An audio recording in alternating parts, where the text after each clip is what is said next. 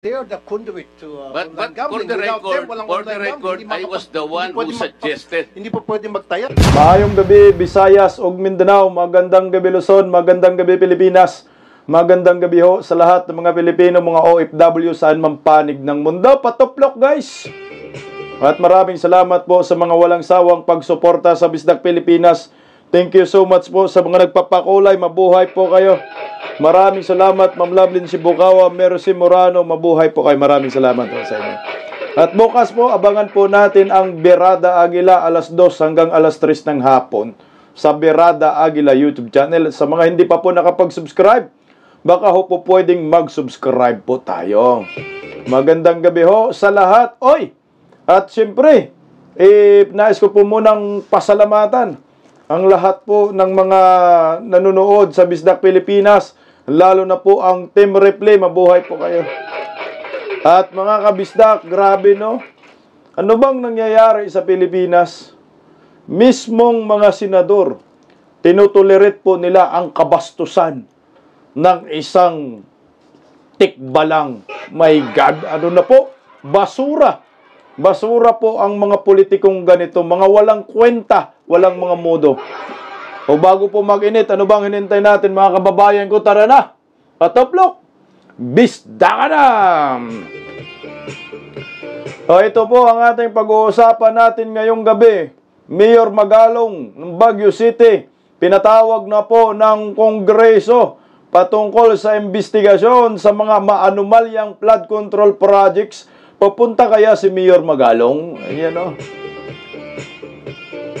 Ayon kay Mayor Magalong, hindi umano niya ibibigay ang mga ebidensyang hawak niya sa Senado at Kongreso. Oy, Senador Marcolita, bukas mag-imbestiga na rin sa Blue Ribbon Committee. Kasabay rin po dito sa pinag-uusapang kababalaghang mga multo. Ghost project na flood control na palpak under ngagba admin niya awards no ginagago ang Pilipino, no? Oy, Bam Aquino, mag-asawang Bam Aquino, pinuri po ang kabastusan ni Vice Ganda. Awards na talaga, ha? Hindi ba ho ninyo pwedeng sawayin at itama na hindi ganun dapat ang pag-uugali ng isang Pilipino? At ito, napikon na rin si Vice Ganda sa mga bashers niya. Mirisi. Mirisi. O ito, bago po natin pag-umpisahan yung mga maanumalyang proyekto tungkol kay flood control ni Bongbong Marcos, pag-usapan po muna natin itong si Vice Ganda. Alam niyo po mga kabisdak, lalo na mga Duterte diehard supporters, matindi po talaga ng pinsala na ginawang kabastusan ni Vice Ganda sa ating mga DDS dahil tayo po ang pinupuntarya, pinatamaan at binastos si Tatay Digong. Kaya naman tayo, mga DDS, mga political vloggers, ay tayo po ay kumakaunter lamang at sumasagot. Ayon nga po kay Attorney Raul Ambino, kung si Vice Ganda may freedom of expression, same din po tayo. Meron din po tayong freedom of expression. Pero heto, tinamaan din yung tikbalang. Napikon! Patuplok po mga kabisdak, ayon po sa post ng Lionheart TV. Ayan po ha. Vice Ganda. Ito po yung sinabi ni Vice Ganda, yung mga hindi nagbayad tapos nakinood lang. Naknang mura pa siya dyan. Huwag na natin banggitin, baka popula ho tayo. Yun pa yung may mga opinion. Yung mga nakikinood lang daw. Yun pa yung may mga opinion, hindi nagbayad. Bakit kami magbabayad? Ay, hindi naman kami talaga nanonood sa concert mo, Vice Ganda. Hindi po kami nanonood dyan. Ang amin dito ginawa ay sumagot lang kami sa kabastusan mo kay former President Duterte. Natural, mapanood namin yan. Ang tabas ng bunganga nito, panay mura. Noon minsan hindi pa ako nagpi-PI dito sa tikbalang na ito eh. Ito yung ugaling bastos. Siyempre, mag-o-opinion dahil binastos mo si Tatay Digong, binalahura mo. At kaming mga Duterte diehard supporters, alam nga naman tatahimik kami, ang tanga naman, oh. Suko na ba? Yan yung sukli mo, talagang puputaktihin ka ng maraming supporters. Kaya tanggapin mo, namnamin mo. Hindi po pwedeng tatahimik kami, hatayaan lang namin, bastusin po ninyo si Tatay Digong. Yan tayo eh. Kayo lang pala ang pwedeng sumagot at mambastos ng isang personalidad. Pag kami ay sumagot, feeling victim na kayo. Wow, Pitrang Kabayo. Tanggapin mo ang lahat ng mga bashers mo. Dami namin, 32 million. More than 32 million pa nga ho eh. Consequence yan. Yan ang patunay ho na kaming mga Pilipino, kaming mga Duterte diehard supporters, hindi ho po pwede na hayaan lang namin na bastusin mo yung isang matandang 80 anyos na nakaranas na po ng panggigipit under Marcos admin. Mantakin mo, nasa dahik na eh. Ginaganyan mo pa para ka kumita. Sabi nga ho ng iba, pwede ka naman magpatawa nang hindi nang babastos ng kapwa. Biktima po pa talaga yung senior citizen. Ito po yung ugali ni Vice Ganda na dapat ho ito hindi pamarisan. At dapat itatama ho ang ugaling kadimunyuhan ng tekbalang na ito. O ibig sabihin, kayo lang ang pwedeng sumagot. Pag sinagot namin kayo, mangiyak-ngiyak kayo, iyakin pala to si Vice Ganda, no? Ano, yung Lionheart TV. Oh. Tsaka, bakit kami magbayad? Ang buwang. Siyempre, mag-opinion kami sa kabastusan mo. Dahil hindi magandang halimbawa at ehemplo sa mga kabataan na nambabastos ka ng senior citizen. 80 anyos. Huwag nyo po na tularan itong baklitang ito. Yan o, ay ugaling marka tikbalang. Ano pala ang gusto ninyo, mga bubunistang, tanganista, pinklawan, dilawan? Hayaan lang namin kayo. Sige, bira lang kayo ng bira sa mga Duterte. Tatahimik na lang kami. Bastusin nyo na lang bastusin si Tatay Digong, okay lang ho sa amin. Para naman kaming tanga dyan, no?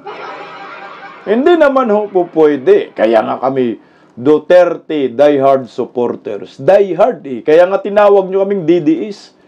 Kasi diehard kami. Hindi ho po pwedeng palampasin ang paglapastangan ho ng Pitrang Kabayong ito kay former President Duterte. Siyempre, sasagot kami. Kayo lang pala may bibig din kami. Kayo lang pala marunong mag-isip. Kami marunong din ho kami. Ito yung mga ugali ng mga pinklawan-dilawan. Gusto nila, sila lang talaga ang bida. Sila lang ang pakikinggan, sila lang ang tama. Pag sinasagot mo sila, feeling nila, sila ang biktima at sila ang inaapi, hunghang. Buti, hindi pa nga namin kayo minumura. Minumura kayo, nagmura ng mura na kayo dyan eh. No? Naknam baka. Yan ang nagmumura ka na dyan, nasasaktan ka na. Kaming mga DDS, hindi ho po pwede na hindi magre-rebat. Kagaya tong kaibigan natin. Ito, idol na idol ko talaga tong DDS na ito, mga kabisdak. Kasi nakapokus lang po siya sa issue ng bayan. Tingnan mo ito si MP, oh. After ilang araw na absent, balik na ulit. Pero, balik ba talaga ang saya? O stress lang ang dala? Stress talaga. Stress na stress. Oh. Banat man. Banat yot. Banatan mo yot. Si Vice Ganda yot. Alam mo, stress na stress. Sa totoo lang. Yan si Vice Ganda, stress na yan. Hindi man siya magmumura sa atin kung hindi siya stress. Stress na stress siya. Walang saya. Nadala niya, na-stress talaga siya, puputaktahin ka pa naman sa social media hanggang ngayon. Paano mo magiging saya ka dyan? Los mo, Vice. Gaya nito isang senador na ito. Tsaka na, no? Nabubuisit ka lang eh. Sa mga dilawan, pinklawan, pareho ng utak. Di ba po pwedeng itama natin, you are a public servant, you are a senator of the Republic of the Philippines. Bam Aquino. Di ba po pwedeng i-correct mo yan? Tika Vice, below the belt na yan eh. Hindi, natuwa pa eh. Matindi pa yung gamit na termino. ng naturang senador na ito, putya. Inendorso pa kayo ng Iglesia ni Cristo, hindi mo nakikita na yung isang miyembro ng Iglesia ni Cristo na si Senador Marcolita, binastos din ng tekbalang na ito. Tingnan nyo ha, bilib din ako dito sa kay Bam. Kapal moks din, oh. Oh, ayon sa balita, oh. Vice ganda, pinuri ni Senator Bam, Mrs. Pareho sila, oh. You are the super diva force to reckon with. Boo, ang talaga, no? Super diva? Ang kabastusan mo, super diva? O ito po yung mahaba nga, basahin ko po ha.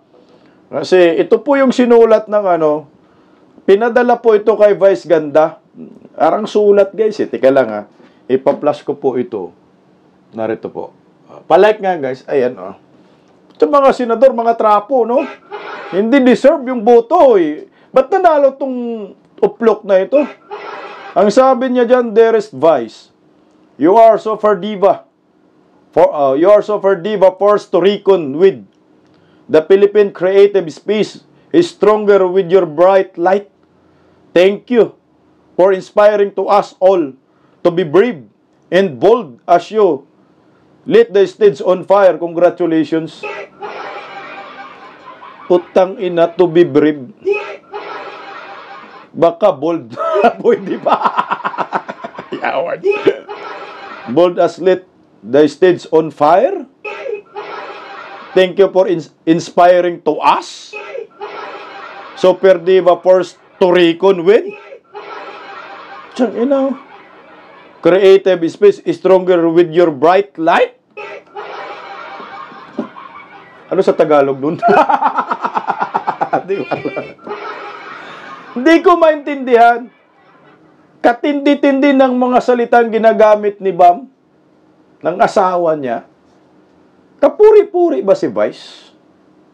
So, ibig sabihin, tinutolerate ninyo yung kabastusan ng naturang komedyante below the belt. Puta brib. Wow, ganun na pala. Para magiging para magiging brave ka, magiging super diva ka, no? Para maka-inspire ka ng ibang tao, putya, mambastos ka ng tao. Yun yung punto riyan eh. So, tularan natin si Vice. Bastusin natin mga senior citizen. Bastusin natin ng mga kapwa-tao na walang kinalaman na hindi ka man siniraan. Sirain natin ang buhay nila para congratulation agad. You are brave. Putsa katindi, no? Super divas. Super divas, puro paninira.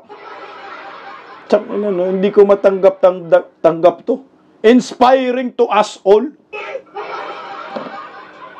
Kayo lang na-inspire ka kay Tikba lang. Pero kami, galit, puot ang naramdaman namin. Walang inspirasyon doon. Hindi ka ma-inspire doon, ma-expired ka doon. Grabe, no? Talagang, ganun na ba talaga itong senador na ito? Kauplok. Pinuri mo yung isang kabastusan ng isang tao sa kapwa. Masaya ka pa niyan. No? Grabe na, guys. Guys, wag po kayong sumunod at maniwala dito.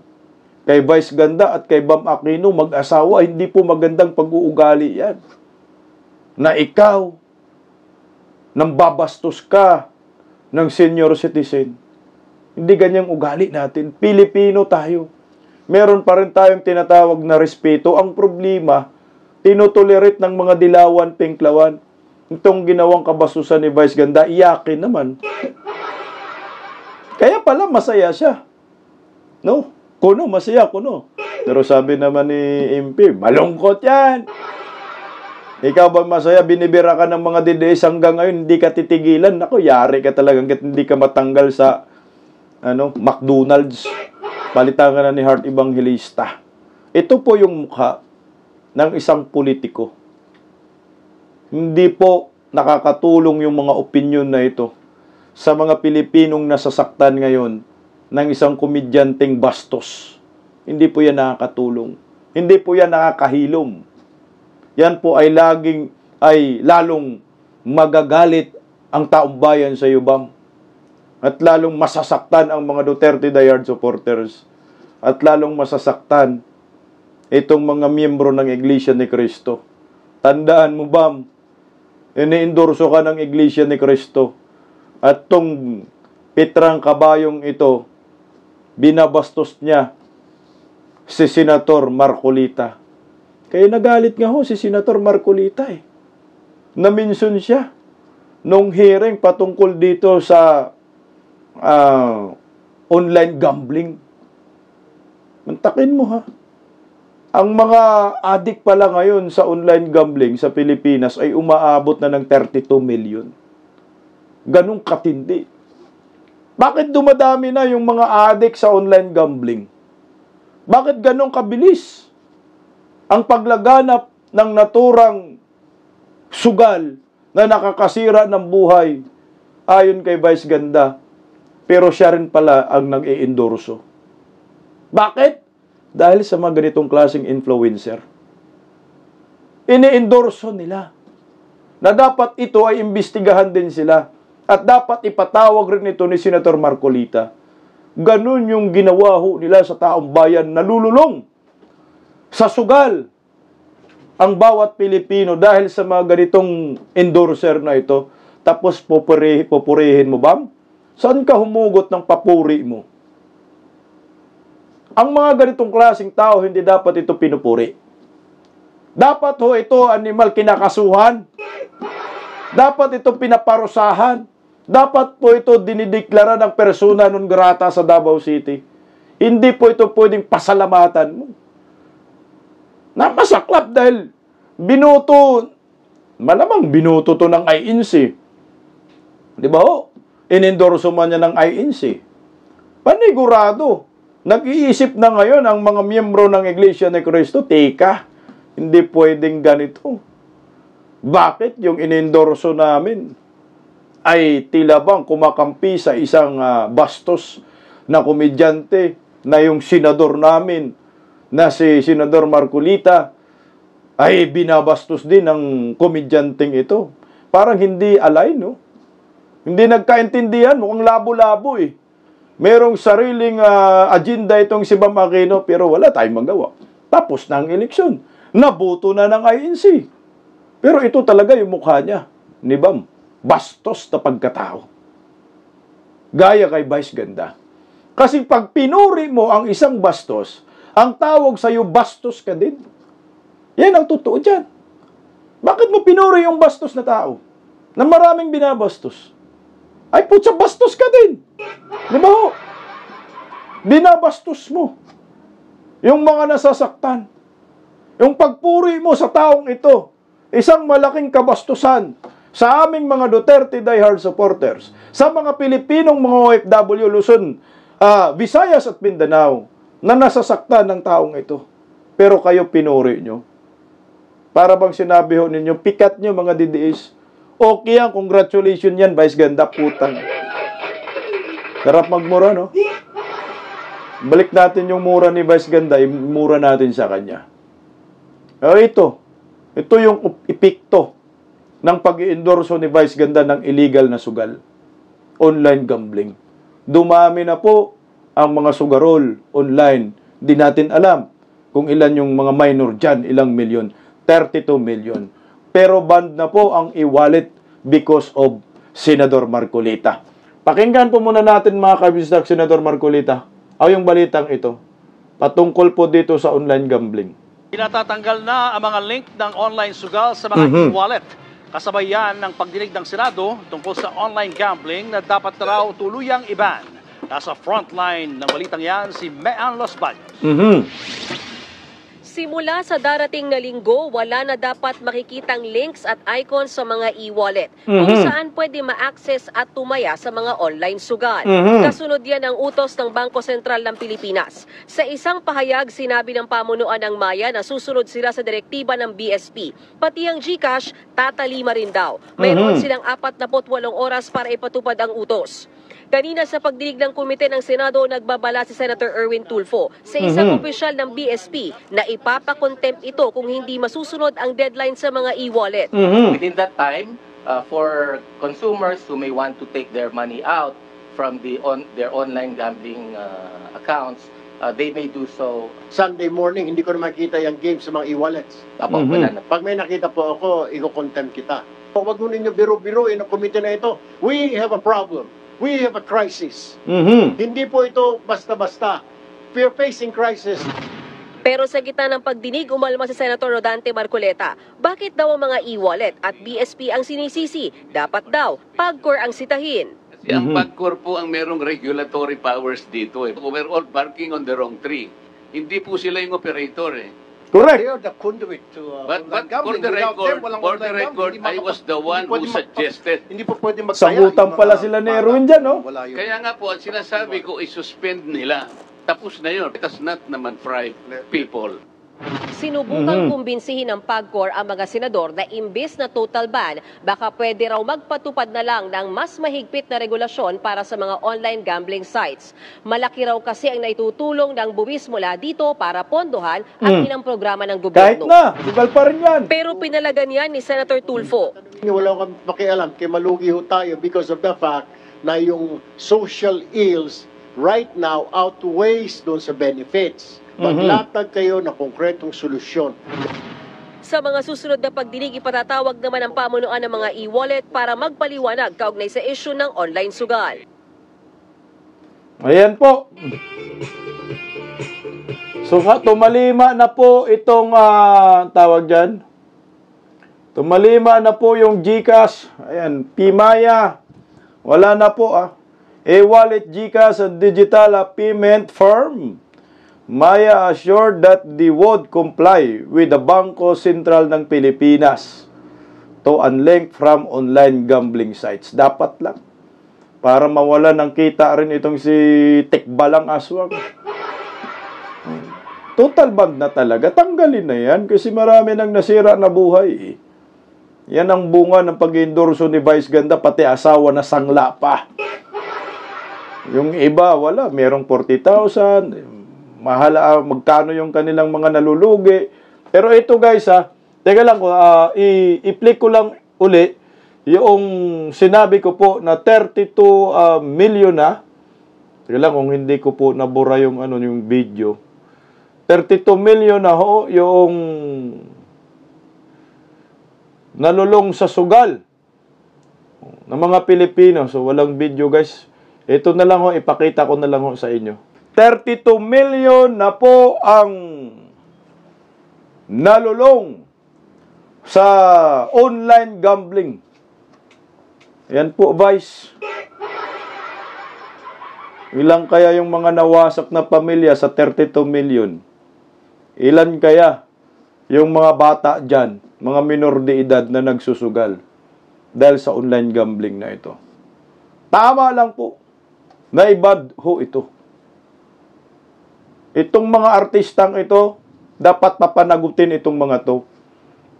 Dapat yung mga FB page nila, dapat sinasara na rin Dapat yung mga show nila, dapat patawan rin ng parusa. Kasi makikita mo yung nagpo-promote ng sugal Yung endorser ng online gambling. Araw-araw mo nakikita. So araw-araw nakaka-impluwensya ka ng mga ordinaryong Pilipino. Di dapat patawan din ng suspension yung kanilang yung kanilang show na Itsu Bakla. Kasi ang laki ho ng perwisyo Malaking problema ho ito ang bigay sa ating bansa. Kung kayo nagagalit kayo sa pugo-pugo na yun, mali mga itchik man nagsusugal, ito, Pilipino, nalulong sa masamang bisyo. Sugal. Yang iba pa nga dyan, miyembro ng AKAP eh. Miyembro ng TUPAD. Miyembro ng AX.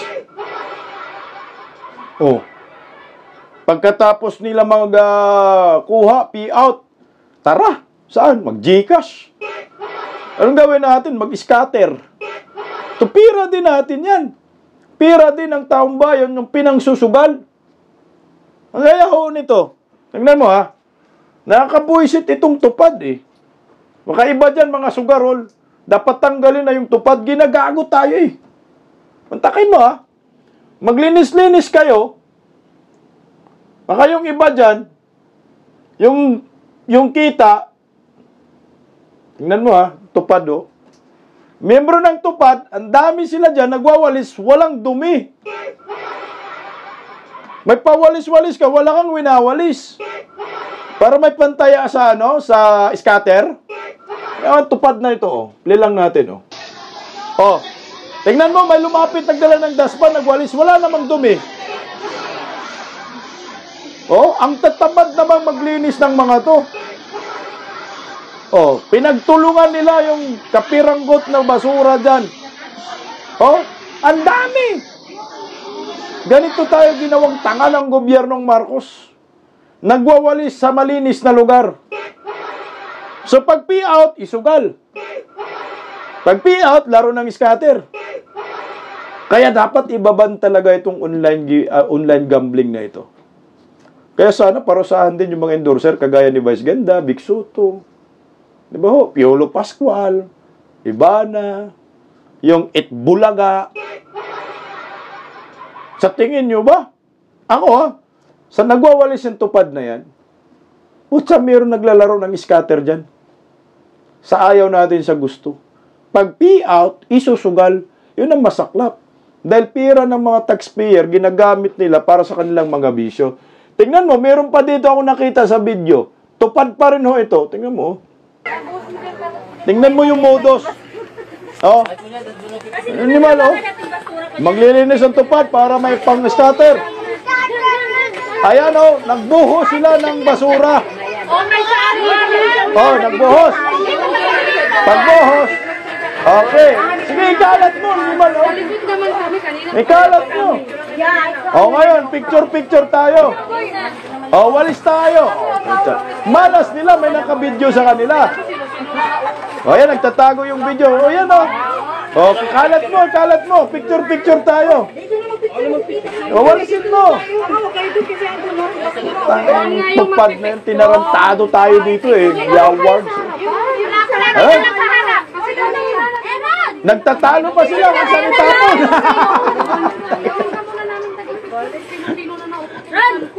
Mayaman pala yun. Mayaman daw eh. Mayaman daw kasi. Ayan ang pira ng bayan. Oh. Ginawang tanga tayo dito eh. Oh. Yan yung ginagawa ng TUPAD Sindikato. Yung basura kinalat. Kasi nga picture lang yan. Yung attendance picture, kunyari ka nagwawalis.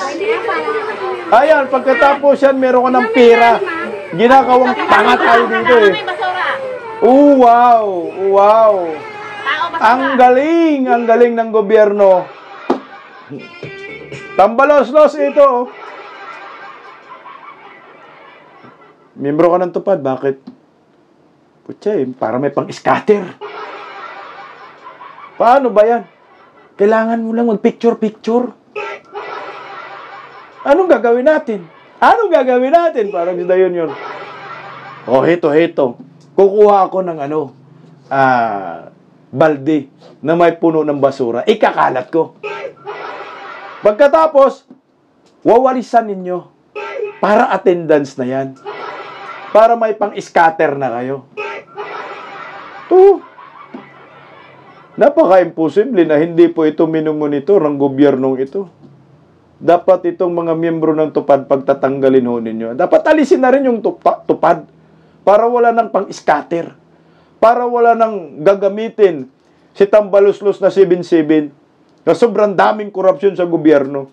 May flood control, may TUPAD, AX, AKAP, ang dami nating hahanapin. Ngayon nga ho, si Mayor Magalong pinapatawag na ng mga kongresista dahil sa kanyang mga isiniwalat. Naku, Mayor Magalong, mag-ingat ka. Baka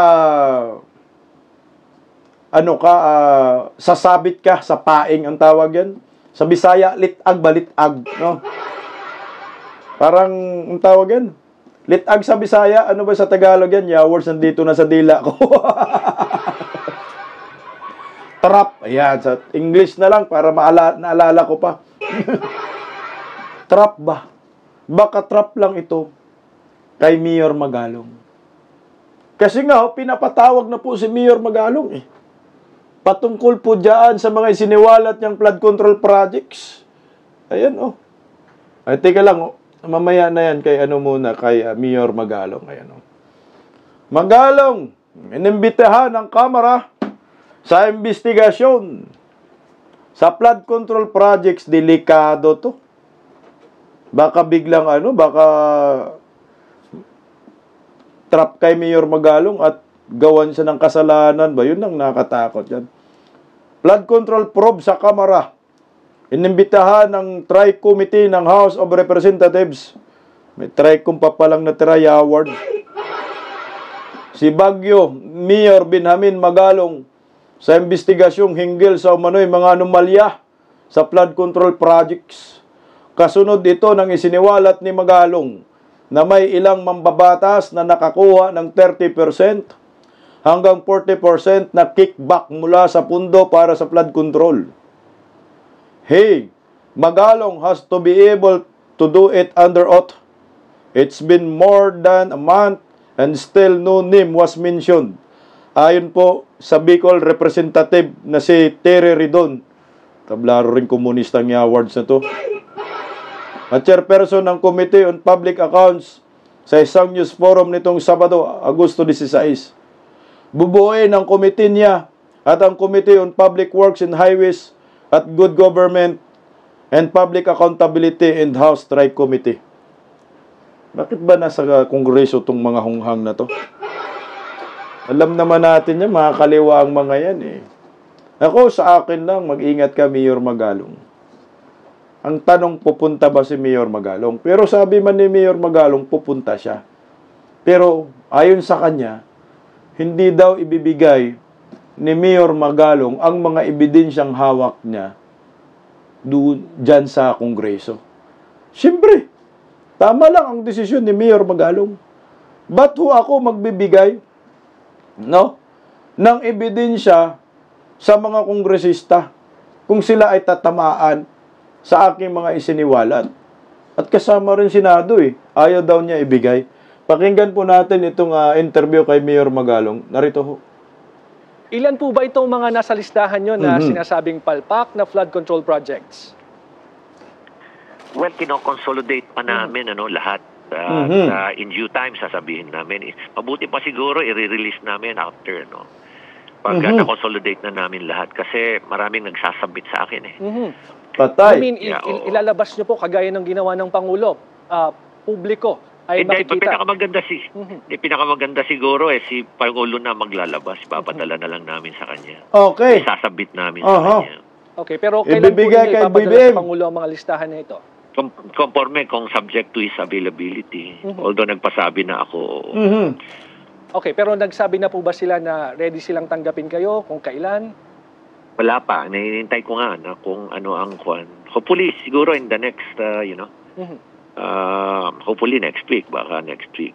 Okay. But, kaso ang problema yan si Mayor Magalong, sinabihan ni Antique Rerering na hindi daw Tinatanggihan nila na magiging head ito Tapos, sana to pag-iimbestiga sa independent body.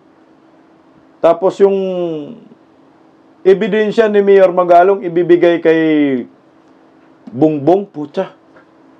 Paano na lang yun kung hindi ilalabas? Kasi sabi man ni Mayor Magalong na bahala na si Presidente magbasa. Paano na lang kung gawan-gawan ang issue si Mayor Magalong at sasabihin, lahat ng mga binigay mo sa amin, puro kasinungalingan at walang katotohanan. At sasabihin, meron kaming sarili kaming listahan. Magkaiba tayo. Makaiba rin sa'yo. Saan mo kinuha yan? Patay tayo diha.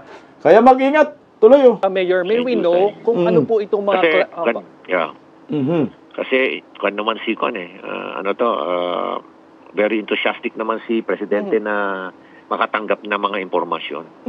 Okay, but initially, sir, ano po ang response sa Malacanang? Nung nagpasabi kayo na gusto Nako, niyo makausap wag ang Pangulo magkumpiyansa. at ihain sa kanya yung mga ebidensya na meron kayo? Wala pa, naghihintay pa ako ng feedback. Okay. Naghihintay pa ako. Sir, may we know kung ano-ano itong mga klaseng ebidensya na hawak ninyo?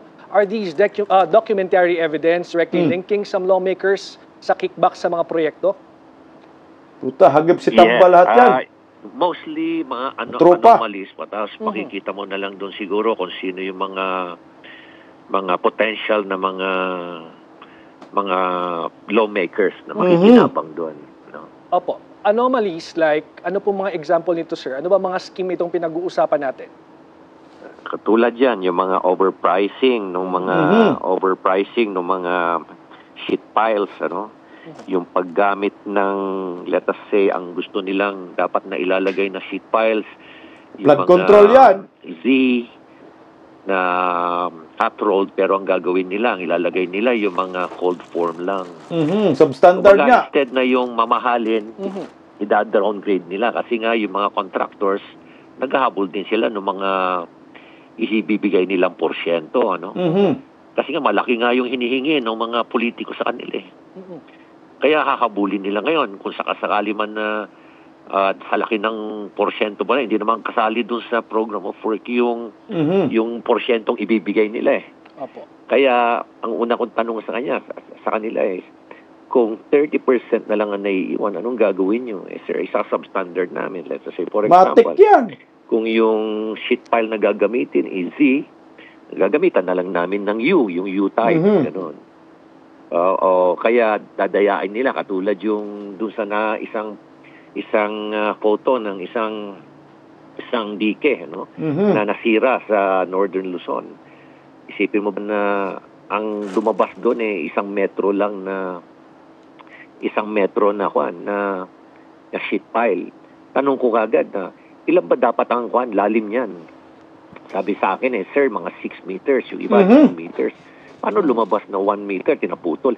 Sir, isipin mo sheet pile mga 6 meters. Pero yung nilagay lang ng contractor 1 meter. Ginagago talaga tayo ng mga buhaya under Marcos admin. Tapos ang mag-iimbestiga si Dayunyor, my God. Anong maasahan natin dyan?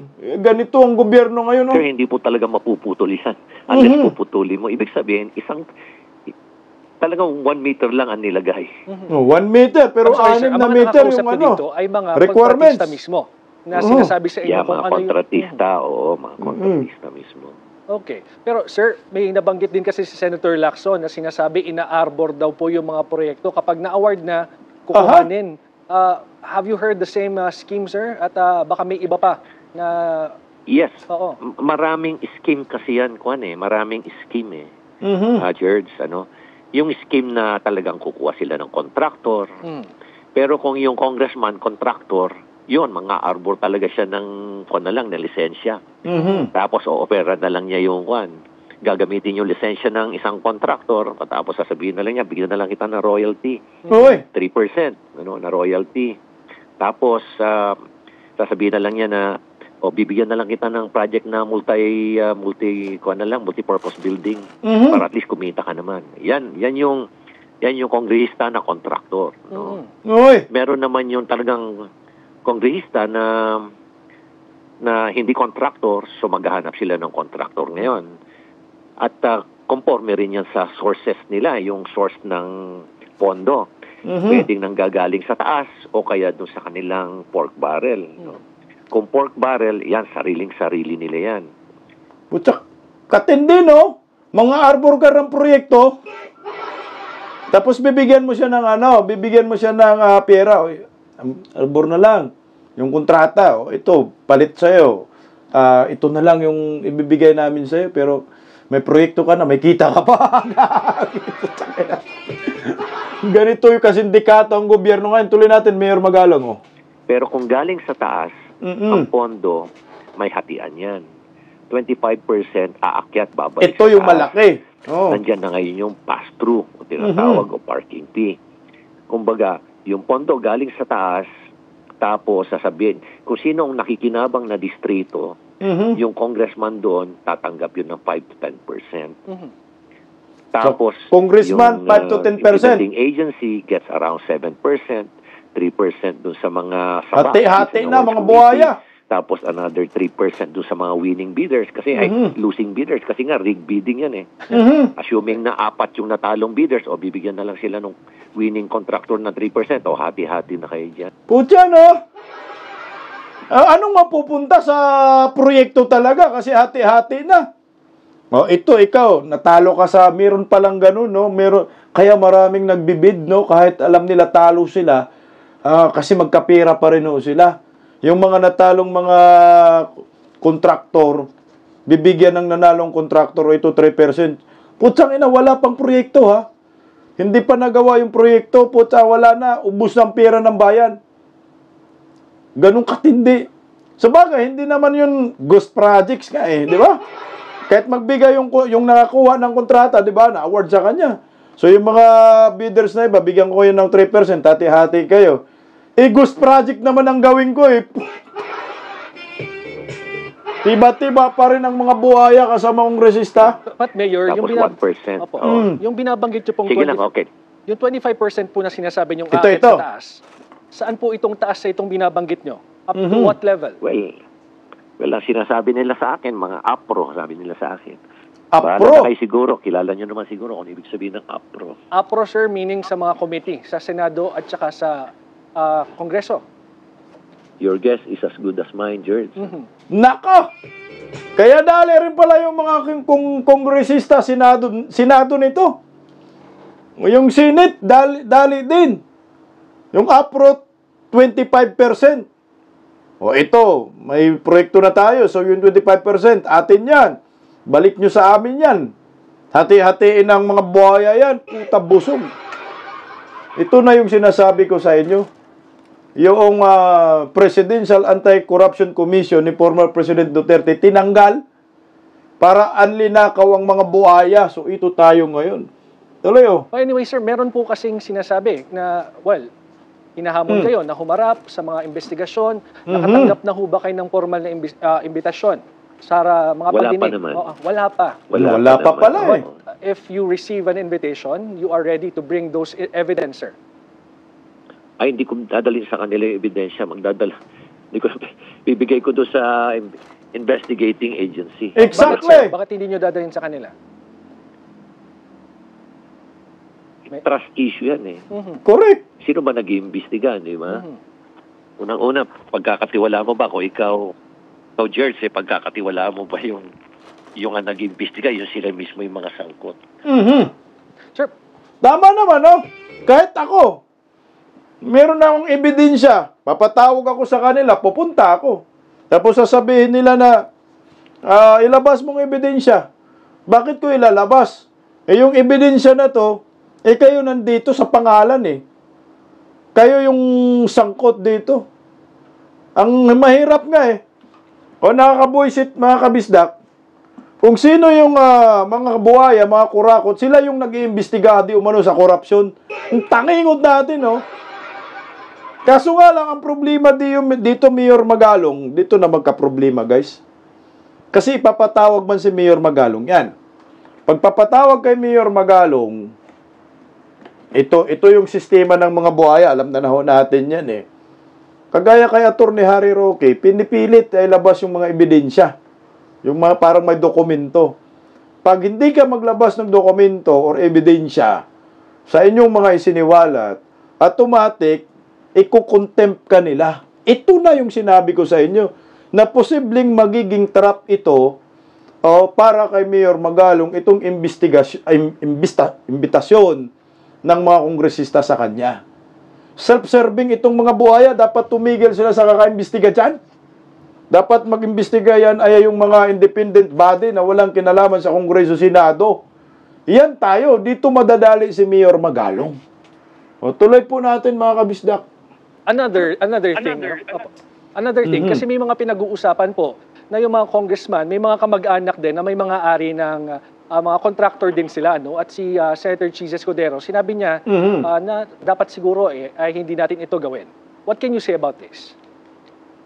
Ama naman kasi ang iba-iba kasing klase yan na na mambabatas When it comes to yan sa mga infrastruktura, merong mambabatas na dati ng contractor na naging contractor ay naging congressman. Yari! So ang gagawin na lang nila, magdadivest sila para mawala yung pangalan nila doon sa kumpanya. Pero sa totoo lang, sila pa rin yung nandun, pangalan lang ang natanggal. Pangalawa, yung mga congressman na nakita nila na masarap pala maging contractor. So, naging contractor sila. Naging contractor na, mga buhaya meron lahat. Meron naman dyan ng mga congressman na nagpapanggap na hindi sila contractor, pero yung misis kamag-anak nila, contractor. So, yun siguro yung tinutukoy ni Senator Escudero. Alright, sige po. Maraming salamat po, Baguio City Mayor Benjamin Magalong. Mag-ingat lang, Mayor Magalong. Baka matrap ka. Tuso ang kalaban, mga buhaya. Muntakin mo, pupunta ka doon sa isang lugar. Na alam mo, itong lugar na ito ay kuta, balwarte ng mga buhaya. Na nandyan sa listahan mo na sinasabi mong mga kurakot. Ipapakain mo yung sarili sa kanila. Puta, mag-ingat ka, Mayor Magalong. Mag-iimbestiga rin po si Senador Marcolita, bukas po ito. Anomalya sa flood control project, imbestigahan ng Senate Blue Ribbon Committee. Patay kang tambaluslus ka. Sagad-sugad mo na, Senador Marcolita. Ang tanong kasi kung ipapatawag din si Mayor Magalong dyan, ni Senador Marcolita, ibibigay kaya niya yung mga ebidensya? Ako'y napaisip lang. Kung may tiwala siguro si Mayor Magalong kay Marcolita, mas maganda ibigay niya kay Marcolita. Kung wala namang, hindi naman sangkot yan si si Senador Marcolita pagdating sa mga korupsyon, baka pwedeng pagkatiwalaan. Kaso nga lang, ang problema dyan, kung ibibigay ni Mayor Magalong kay Kong Marcolita o Senador Marcolita, inandun yung mga pangalan ng ibang senador, patay tayo dyan. Baka magka-problema din. No? So, saan lulugar si Mayor Magalong dito? Pag ibigay din kay Bongbong, baka imikos-mikos lang. Investigation man ito. Ano yung iimbestigahan kung walang ebidensya? No? Lakasan na lang siguro. Lalo ni Mayor Magalong ang loob niya. Ipakita na lang niya sa publiko. O bago siya ang tawag dyan, punta dun sa Senate or sa Congress kasi inimbita siya, i-public na niya. Kagaya yung ginawa ni Tatay Digong, yung sa Baykam at ni Ungab, ni Atty. Vic Rodriguez. Anong ginawa ho nila? Nag-podcast sila. No? Ni Tatay Digong, na ito ang nangyayari sa Baykam, inunahan na. Ito puro blanco. Hindi na namikos-mikos ng mga kongresista. Kaya doon nagalit si Bongbong, pinadala si Tatay Digong sa dahig. Yun lang nakikita ko dyan, ha. Kumbaga tirahin mo dito muna. Tapos, maganda siguro, para sa akin, ha. Hindi ko naman pinangunahan si Mayor Magalong. Alam ko matalino ho siya. Sampa na lang siguro ng kaso sa korte. Huwag ka nang pumunta dyan sa Kongreso at Senado. Magsampa ka na lang ng kaso at huwag mo nang ibigay dito kay Bongbong. Diretso ka na sa korte. At lahat ng mga sangkot dyan, sa ebidensya mo, papailan mo ng graft in corruption or malversation kung pasok sa malversation. Para matapos na once and for all. Pag pinatawag ka dyan sa Kongreso, Senado, hindi mo na pwedeng banggitin ang mga ebidensya mo. Kasi magiging subjudice man yan. Tama ho ba? Sampahan ng kaso, sampahan lahat ng buhaya ng kaso. Mayor Magalong, kung meron kang konkretong ebidensya, nang matapos na itong mga buhaya, sagasaan na ng sagasaan. Alam ko may pinsan si Bongbong yan. Baka nandyan din si Baki eh. Yun lang nakikita ko ha. Kasi nga isipin mo nag-iimbestiga, nasa listahan mo, ang tangingot, no? Yun na lang siguro, Mayor Magalong, yung nakita ko dyan. Paano ka ng abogado? Alam ko naman, marami kang mga kilalang abogado dyan. Kung meron kang sapat na ebidensya, tawag yan, patingin mo yung ebidensya mo, ipa-cross examine mo sa mga pinagkakatiwalaang mong abogado, tapos hingi ka ng advice kung pwede ba ng kasuhan na natin to, enough na ba tong ebidensya, kasuhan mo na. Bago ka magkaso, mag-podcast ka muna, tapos kinabukasan sampa ka ng kaso. Podcast ka muna para may pang-content kami. Yun lang naman yung isa sa mga kinakita ko. So anyway, good luck po Mayor Magalong kung pupunta ka bukas sa Kongreso. Good luck din po kay Senador Marcolita diyan sa Senado. Sana matukoy mo ang tropa ni Tambaloslos. At Vice Ganda, huwag kang pikon. At shame on nyo, mag-asawang Bam Aquino. Mabuhay po tayo mga Pilipino. Kita-kits po tayo muli. Oy, bago po tayo umalis, panoorin po natin ang napakagandang awitin na compose po ni Sir Hardy Galigtan para po sa atin dito sa Bisdak Pilipinas. Theme song po natin, isang Igorot na OFW singer. Panoorin, pakinggan po natin. Mabuhay po tayo mga Pilipino. Magandang gabi po sa atin. Happy Sunday to all. Bisdak Pilipinas. God first. Maraming salamat po. Bye-bye. Ingat. Paggising sa umaga, tanghali at gabi, nakikita ko ang post niya, ang hapdi. Paano nga ba to? Di ako makatanggi. Watch ko na lang at isipin ng mabuti. Bisdak Pilipinas. Bisdak, tinig ng katotohanan.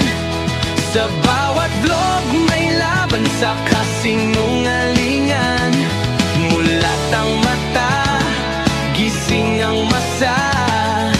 Bisdak Pilipinas, para sa bayan, gumigising sa diwa.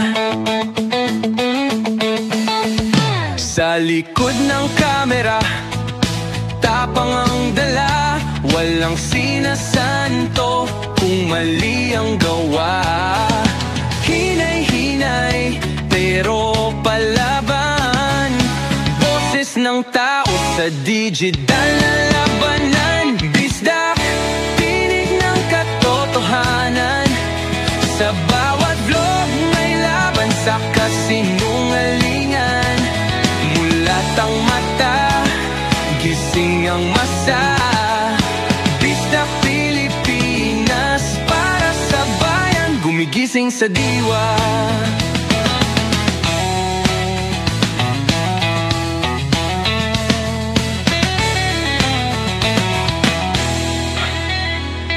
Hindi artista, hindi politiko, pero ang katotohanan, sigaw niya ay buo. Sa YouTube o Facebook man siya makita, may aral ka pa rin, may uwi sa bawat salita. Bisdak, gising sa katotohanan, di lang kwento, kundi panawagan.